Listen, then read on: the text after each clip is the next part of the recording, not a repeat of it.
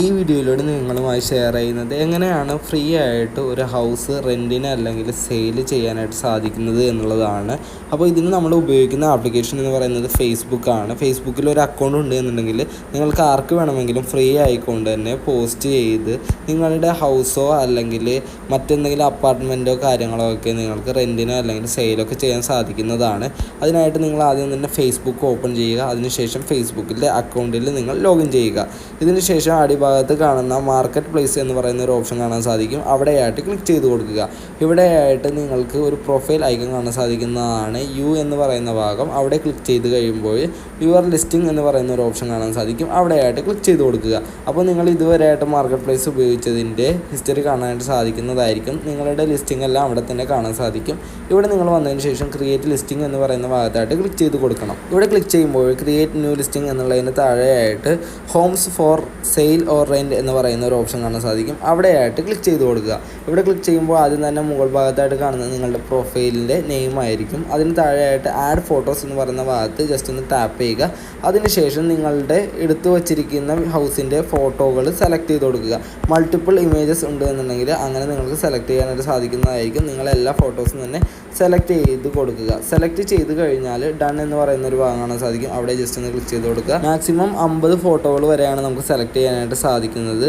Photos എല്ലാം select ചെയ്ത് കഴിഞ്ഞാൽ താഴ്ഭാഗത്ത് കാണുന്ന homes for sale or rent എന്ന് പറയുന്ന ഭാഗത്ത് ക്ലിക്ക് ചെയ്തതിന് ശേഷം സെയിലിലാണ് എന്നുണ്ടെങ്കിൽ സെയിൽ എന്ന് പറയുന്ന ഭാഗത്ത് ക്ലിക്ക് ചെയ്ത് കൊടുക്കുക. റെൻറ്റിനാണ് കൊടുക്കാനായിട്ട് താല്പര്യപ്പെടുന്നതെന്നുണ്ടെങ്കിൽ റെൻറ്റ് എന്നുള്ളതിൽ ക്ലിക്ക് ചെയ്ത് കൊടുക്കുക. റെൻ്റൽ ടൈപ്പ് എന്നുള്ളതിൽ നിന്ന് അപ്പാർട്ട്മെൻ്റ് ആണോ ഹൗസ് ആണോ ടൗൺ ഹൗസ് ആണോ എന്നുള്ളത് സെലക്ട് ചെയ്ത് കൊടുക്കുക. അതിനുശേഷം ബെഡ്റൂംസിൻ്റെ എണ്ണം എൻ്റർ ചെയ്ത് കൊടുക്കാനായിട്ട് ചോദിക്കുന്നുണ്ട്. അത് എൻ്റർ ചെയ്ത് കൊടുക്കുക. ബാത്റൂംസ് എത്രയാണുള്ളത് എന്നുള്ളത് നിങ്ങൾ എൻ്റർ ചെയ്ത് കൊടുക്കുക. പ്രൈസ് പെർ മന്ത് എന്നുള്ളത് എത്ര രൂപയാണ് നിങ്ങൾ മന്ത്ലി റെൻ്റായിട്ട് ചോദിക്കുന്നത് എന്നുള്ള എമൗണ്ട് അവിടെ എൻ്റർ ചെയ്ത് കൊടുക്കുക. റെൻ്റൽ അഡ്രസ്സ് എന്ന് പറയുന്ന ഭാഗത്ത് ജസ്റ്റ് ഒന്ന് ക്ലിക്ക് ചെയ്ത് കൊടുക്കുക.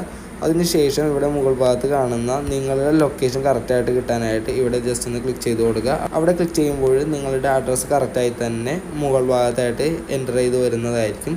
താഴ്ഭാഗത്ത് മാപ്പിൽ നോക്കുകയാണെന്നുണ്ടെങ്കിൽ നിങ്ങൾക്ക് കാണാനും സാധിക്കും. നെക്സ്റ്റ് എന്ന് പറയുന്ന ഭാഗത്തായിട്ട് ക്ലിക്ക് ചെയ്ത് കൊടുക്കുക.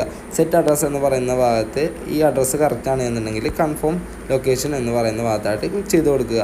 അടുത്തതായിട്ട് പ്രോപ്പർട്ടി ഡിസ്ക്രിപ്ഷൻ എന്ന് പറയുന്ന ഭാഗത്ത് നിങ്ങളുടെ പ്രോപ്പർട്ടിയുമായി ബന്ധപ്പെട്ടിട്ടുള്ള ഡീറ്റെയിൽസുകൾ എൻ്റർ ചെയ്ത് കൊടുക്കുക. ഈ രൂപത്തിൽ നിങ്ങൾക്ക് സിമ്പിളായിട്ട് തന്നെ എൻ്റർ ചെയ്ത് കൊടുക്കാൻ സാധിക്കും. അതിൻ്റെ എല്ലാ കാര്യങ്ങളും തന്നെ ബ്രീഫായിട്ട് എക്സ്പ്ലെയിൻ ചെയ്യുക. അതേപോലെ തന്നെ അടുത്തായിട്ട് വരുന്ന പ്രധാനപ്പെട്ടിട്ടുള്ള ഏരിയകൾ ഏതൊക്കെയാണ് എന്നുള്ളത് മെൻഷൻ ചെയ്യുക. അതേപോലെ തന്നെ ഹാഷ്ടാഗുകളും അറ്റാഗുകളും ഒക്കെ തന്നെ കൊടുക്കാനായിട്ട് ശ്രമിക്കുക. ഇതൊരു പ്രൈവറ്റ് റൂമാണ് എന്നുണ്ടെങ്കിൽ മുകൾ ഭാഗത്ത് കാണുന്ന this is a private room in a shared property എന്ന് പറയുന്ന ഭാഗത്ത് ക്ലിക്ക് ചെയ്തതിന് ശേഷം how many peoples live here എന്ന് പറയുന്ന ഭാഗത്തായിട്ട് എത്ര ആളുകളാണ് അവിടെ താമസിക്കുന്നത് എന്നുള്ളതിൻ്റെ ഡീറ്റെയിൽസ് നമുക്ക് കൊടുക്കാൻ സാധിക്കും. ഇതിപ്പോൾ പ്രൈവറ്റ് റൂം അല്ലാത്തതുകൊണ്ട് ഞാൻ അങ്ങനെ കൊടുക്കുന്നില്ല. അഡ്വാൻസ്ഡ് ഡീറ്റെയിൽസ് എന്ന് പറയുന്ന ഭാഗത്ത് വരുമ്പോൾ നമുക്ക് ഓപ്ഷണലാണ് വരുന്നത്. ബിൽഡപ്പ് ഏരിയ ചോദിക്കുന്നുണ്ട്. സ്ക്വയർ ഫീറ്റ് കണക്കിലാണ് എഴുതേണ്ടത്. അത് ഓപ്ഷണലാണ്. കാർപ്പറ്റ് ഏരിയ സ്ക്വയർ ഫീറ്റിലാണ് എഴുതേണ്ടത്. ഓപ്ഷണലാണ്. ഡേറ്റ് അവൈലബിൾ എന്ന് പറയുന്ന ഭാഗത്തായിട്ട് അതും ഓപ്ഷണലാണ്. നമ്മൾ ഈ പ്രോപ്പർട്ടി എപ്പോഴാണ് അവൈലബിൾ എന്നുള്ളത് നമുക്ക് കൊടുക്കാൻ സാധിക്കും. അടുത്തതായിട്ട് വരുന്നത് ഫർണിഷ്ഡ് ആണോ അൺഫർണിഷ്ഡ് ആണോ സെമി ഫർണിഷ്ഡ് ആണോ എന്നുള്ളത് നമുക്ക് സെറ്റ് ചെയ്ത് കൊടുക്കാൻ സാധിക്കും. അതും ഓപ്ഷണലാണ്.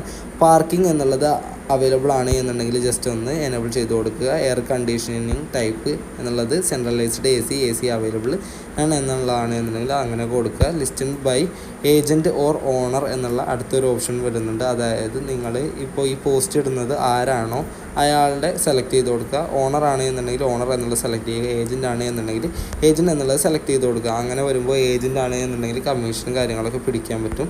അപ്പോൾ അടുത്തത് വരുന്നതെന്ന് പറഞ്ഞു കഴിഞ്ഞാൽ ഓപ്ഷനിലായിട്ട് വരുന്ന കാറ്റ് ഫ്രണ്ട്ലി ആണോ എന്നുള്ളത് സെലക്ട് ചെയ്ത് കൊടുക്കാം. ഡോഗ് ഫ്രണ്ട്ലി ആണ് എന്നുണ്ടെങ്കിൽ അത് നിങ്ങൾക്ക് സെലക്ട് ചെയ്ത് കൊടുക്കാം. അടുത്തതായിട്ട് വരുന്നതെന്ന് പറഞ്ഞു കഴിഞ്ഞാൽ കൂടുതലായിട്ടുള്ള ഓപ്ഷനുകളാണ്. സി ഓൾ എന്ന് പറയുന്ന ഭാഗത്ത് ക്ലിക്ക് ചെയ്ത് കഴിഞ്ഞാൽ കൂടുതലായിട്ടുള്ള ഓപ്ഷനുകൾ നമുക്ക് ആഡ് ചെയ്യാനുള്ള ഒരു ഭാഗം കാണാൻ സാധിക്കുന്നതായിരിക്കും. ഇവിടെ കാണുന്ന എന്തെങ്കിലും കാര്യങ്ങൾ കൂടുതലായിട്ട് വരുന്നുണ്ട് എന്നുണ്ടെങ്കിൽ അത് നിങ്ങൾക്ക് ആഡ് ചെയ്ത് കൊടുക്കാൻ സാധിക്കുന്നതായിരിക്കും. ഇതിൽ കുറേ കാര്യങ്ങൾ തന്നെ നമ്മുടെ ഹൗസുമായി ബന്ധപ്പെട്ടുള്ള കാര്യങ്ങളുണ്ട്. അതിലെന്തെങ്കിലും ഉണ്ട് എന്നുണ്ടെങ്കിൽ നിങ്ങൾക്ക് സെലക്ട് ചെയ്യാം. ഞാനിപ്പോൾ ബൈക്ക് പാർക്കിംഗ് എന്നുള്ളത് സെലക്ട് ചെയ്ത് കൊടുത്തു. അതിനുശേഷം ഷോലെസ് എന്ന് പറയുന്ന ഭാഗത്ത് ക്ലിക്ക് ചെയ്തു.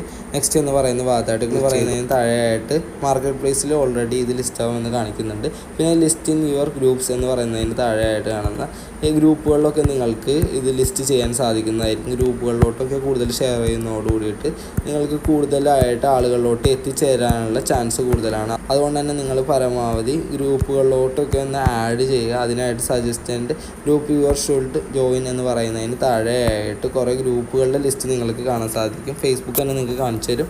അതിലൊക്കെ ഒന്ന് ജസ്റ്റ് ജോയിൻ ചെയ്ത് വെക്കുക. അങ്ങനെ ചെയ്യുകയാണെന്നുണ്ടെങ്കിൽ നിങ്ങൾക്ക് ആ ഗ്രൂപ്പുകളിലോട്ട് കൂടി നിങ്ങളുടെ പോസ്റ്റ് ഷെയർ ചെയ്യാൻ സാധിക്കും. അതിനുശേഷം പബ്ലിഷ് എന്ന് പറയുന്ന ഭാഗത്തായിട്ട് ജസ്റ്റ് ഒന്ന് ക്ലിക്ക് ചെയ്ത് കൊടുക്കുക. ഇങ്ങനെ ക്ലിക്ക് ചെയ്യുന്ന സമയത്ത് പബ്ലിഷിംഗ് എന്ന് എഴുതി കാണിക്കുന്നതായിട്ട് നിങ്ങൾക്ക് കാണാൻ സാധിക്കും. ലോഡിങ്ങിലാണ് ഇപ്പോൾ കാണുന്നത്. അതിനുശേഷം ഒന്ന് റീഫ്രഷ് ആയി കഴിയുമ്പോൾ ആക്റ്റീവ് എന്ന് വന്നു കഴിഞ്ഞാൽ നിങ്ങളുടെ ലിസ്റ്റിംഗ് അവിടെ ആക്റ്റീവ് ആണ്, നിങ്ങളുടെ ലിസ്റ്റിംഗ് അവിടെ പോസ്റ്റ് ആയിട്ടുണ്ട് എന്നുള്ളത് നിങ്ങൾക്ക് കാണാൻ സാധിക്കും. ഇപ്പോൾ നമ്മളുടെ ആഡ് ഇവിടെ പോസ്റ്റ് ആയിട്ടുണ്ട്. ഇനി എഡിറ്റ് ലിസ്റ്റിംഗ് എന്ന് പറയുന്ന ഭാഗത്ത് ക്ലിക്ക് ചെയ്ത് കഴിഞ്ഞാൽ നിങ്ങൾ കൊടുത്തിരിക്കുന്ന ഈ ലിസ്റ്റിങ്ങിൽ എന്തെങ്കിലും എഡിറ്റ് കാര്യങ്ങൾ വരുത്താനുണ്ടെന്നുണ്ടെങ്കിൽ നിങ്ങൾക്ക് വരുത്താൻ സാധിക്കും. എന്നിട്ട് സേവ് എന്ന് പറയുന്ന ഭാഗത്തായിട്ട് ക്ലിക്ക് ചെയ്ത് കൊടുത്താൽ മതി.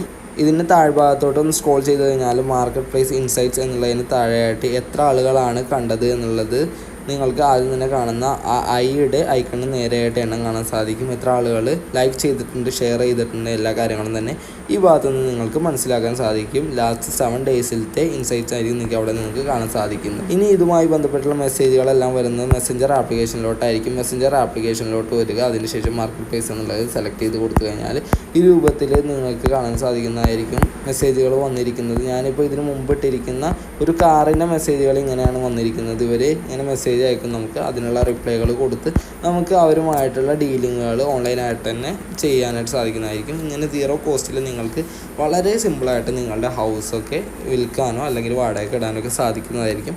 അപ്പോൾ ഇത്രയുള്ള വീഡിയോ യൂസ്ഫുൾ ആണെന്നുണ്ടെങ്കിൽ തീർച്ചയായിട്ടും ലൈക്ക് ചെയ്യുക, ചാനൽ സബ്സ്ക്രൈബ് ചെയ്യുക. Thank you for watching.